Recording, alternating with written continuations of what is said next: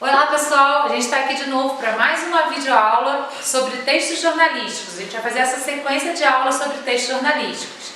E hoje eu vim falar para vocês sobre o artigo de opinião, que é um texto muito pedido nesses vestibulares que pedem gêneros, como a gente já falou aqui. A UFLA, por exemplo, pediu o artigo de opinião anos consecutivos. Ano passado, para aquelas pessoas que foram fazer para o primeiro ano, foi o gênero que caiu. Então vamos lá?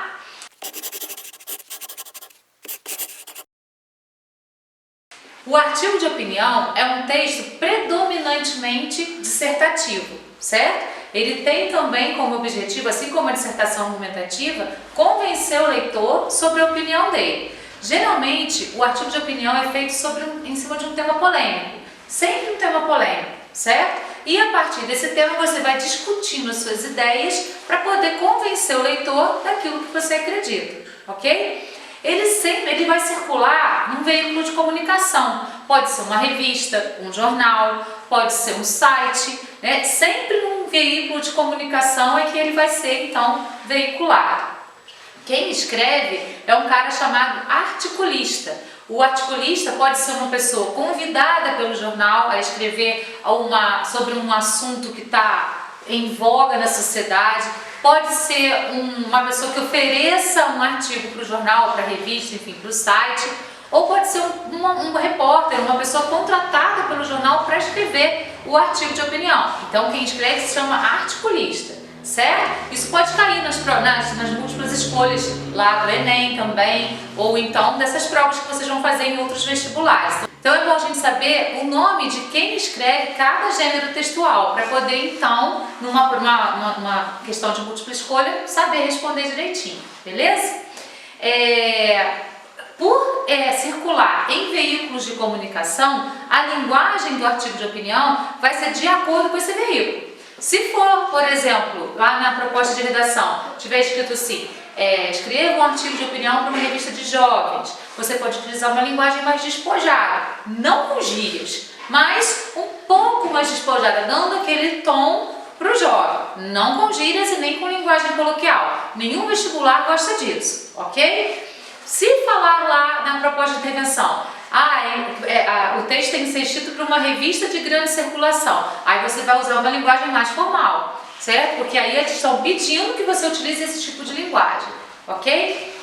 A opinião que você vai defender é sua. O que é opinião dentro de um texto dissertativo? É a tese. Então você tem um tema X, por exemplo, legalização do aborto. Você tem que se posicionar a favor ou contra esse tema.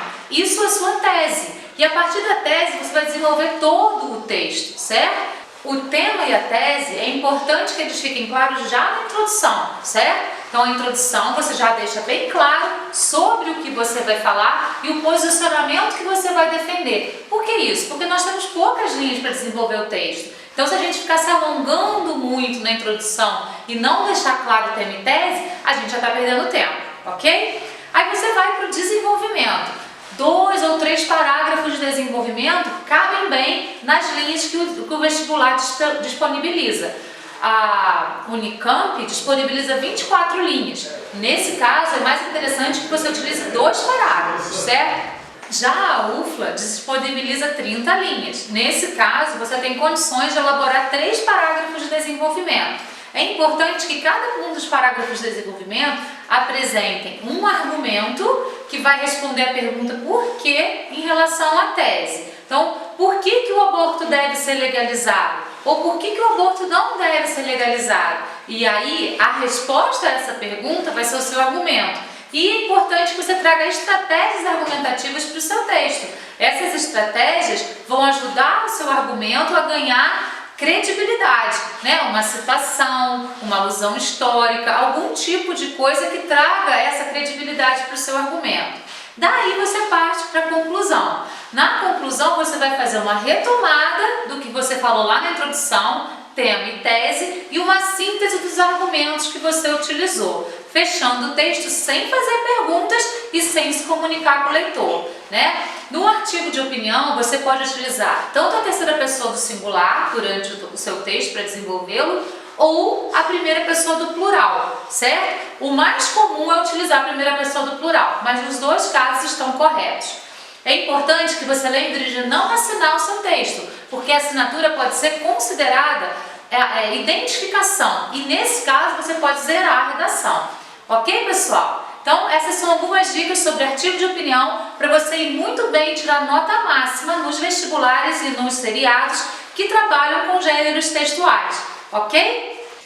Então, pessoal, até a próxima aula. Espero que vocês tenham gostado bastante, que vocês possam aproveitar bastante isso aí para as provas que vocês vão fazer. Não se esqueça de dar um joinha aí no nosso canal e de se inscrever no nosso canal, ok? Um abraço e até a próxima!